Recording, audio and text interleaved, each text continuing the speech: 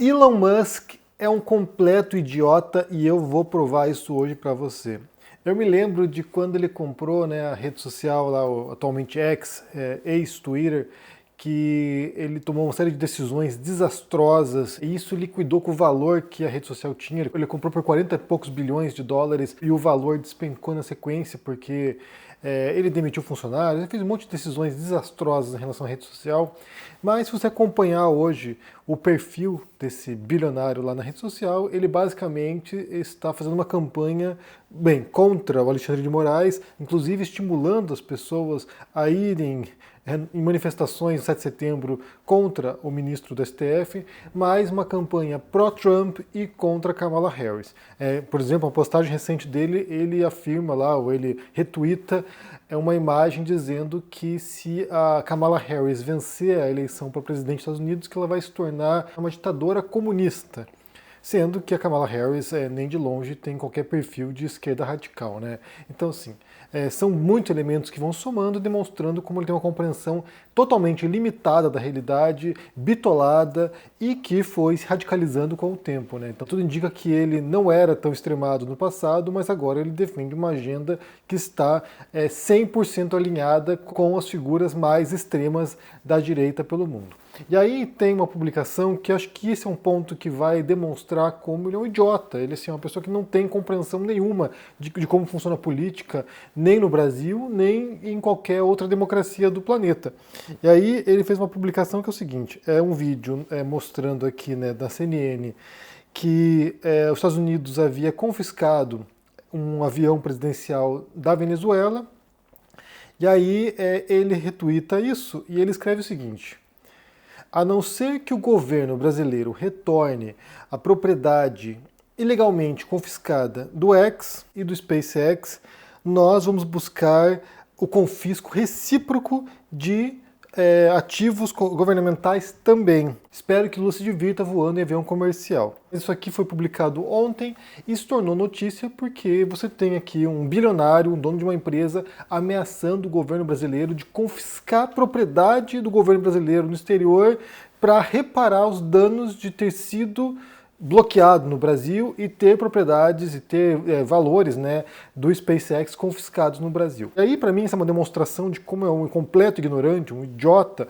porque ele não compreende um princípio elementar de democracias, de repúblicas pelo mundo, que é a divisão de poderes. É a tripartição de poderes, que é um modelo proposto por filósofos liberais do passado, né, como Montesquieu, por exemplo, que propõe esse modelo justamente para diluir o poder, né? Não ter o poder na mão de um ditador, de um autocrata, de um monarca absolutista que amelharia todas as decisões em suas mãos e poderia fazer o que bem entender, inclusive tirar a vida de cidadãos, tirar a propriedade dos cidadãos. Então, essa divisão de poder, ela visa diluir o poder, distribuir o poder. Então você tem essa tripartição que está presente, eu suponho aqui que em todas as democracias contemporâneas, que tem a ver com a divisão em poder executivo, legislativo e judiciário, que é uma coisa que a gente aprende na escola, né? Eu tinha aula de OSPB quando eu era criança, então assim, é uma divisão conhecida, que você deveria conhecer também, e que cada um desses poderes tem atribuições distintas. Então o legislativo, né, que são os deputados federais, estaduais,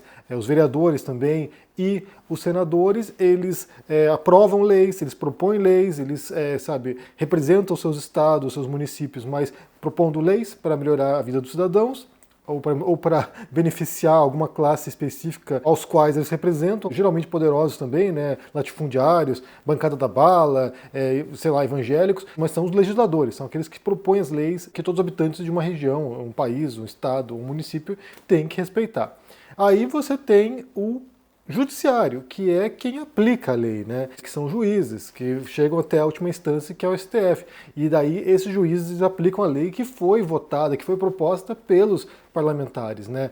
Pelo legislativo. E daí você tem o executivo, que é o governo, esse é o governo, né? O executivo, que é quem executa o orçamento da União, que é votada pelo legislativo. E do executivo são os prefeitos, os governadores e o presidente da República, e essas pessoas têm a atribuição de implementar obras públicas, de construir escolas, de construir rodovias, muitas vezes, de gerir esse dinheiro para pagar funcionário público e para fazer os gastos da União. Então, decisões tomadas por parlamentares, pelo legislativo, não tem necessariamente, às vezes tem relação, mas não tem necessariamente relação nenhuma com decisões tomadas pelo governo, pelo executivo. E decisões tomadas pelos juízes, pelo judiciário, geralmente não tem relação nenhuma com interesses políticos de parlamentares ou do governo. Geralmente. É claro que às vezes coisa comunica, né? Então, assim, a gente sabe que há todo tipo de conchavo, há todo tipo de comunicação, há inclusive influência, às vezes, da sociedade civil. Então, assim, a gente sabe que não são tão independentes no sentido de que há uma comunicação com os tempos e com quem está no poder também. Mas são poderes independentes e a decisão do Alexandre de Moraes não tem menor relação com decisões tomadas pelo governo federal, pelo Lula.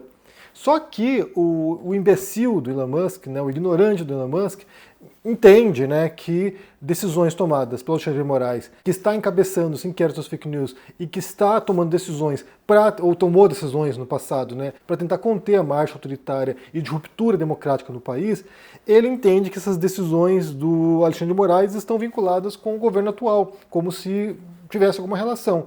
O Alexandre de Moraes estava tomando essas decisões durante o governo do Bolsonaro, que é quem estava fazendo essa marcha autoritária. E aí ele faz a publicação nesse sentido de confundir as atribuições, como se esses poderes independentes fossem a mesma coisa, ou seja, o judiciário brasileiro fosse o governo brasileiro, coisa que não é. E o outro ponto, que acho que é o que chama atenção também, e eu acho que talvez seja o mais preocupante de todos, é ele pensar que pelo fato de ele ter dinheiro, dele ser bilionário, ele teria alguma atribuição, algum tipo de, sei lá, autoridade, algum tipo de jurisdição para confiscar propriedades ou bens de uma nação estrangeira, de um país estrangeiro, de um governo estrangeiro, né, em outros países.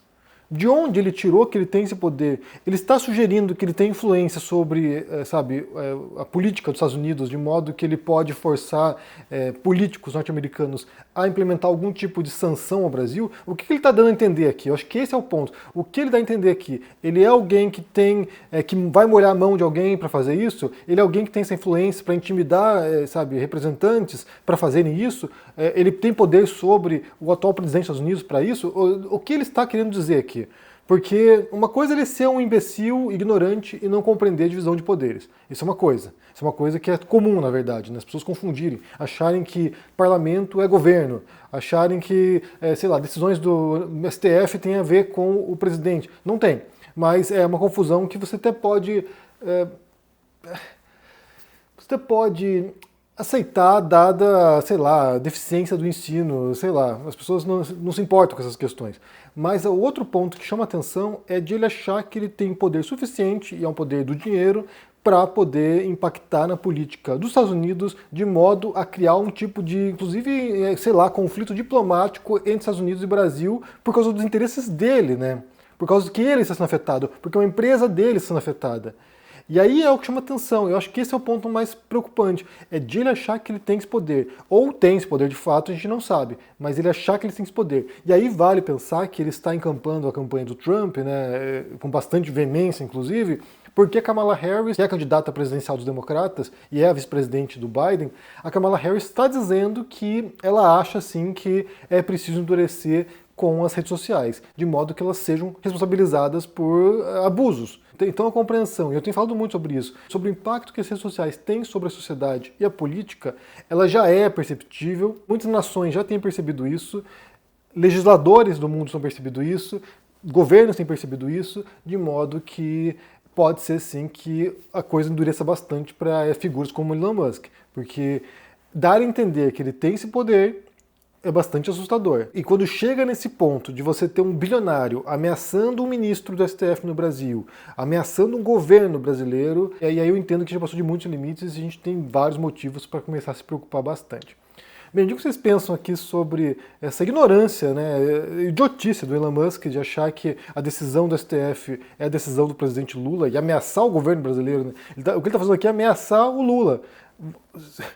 Se o Supremo continuar tomando decisões contra mim, eu vou retaliar contra o governo do Brasil. Como é que você entende isso? E, além disso, né, essa ameaça dele de que ele teria, poder e influência para confiscar propriedades ou bens brasileiros no exterior. O que isso quer dizer? Deixe aqui embaixo no comentário, deixe o joinha, se inscreva no canal aqui ativando o sininho, isso é muito importante para ajudar aqui no engajamento. Se torne um membro para dar uma força e se cuide por aí. Um forte abraço e até mais. Tchau!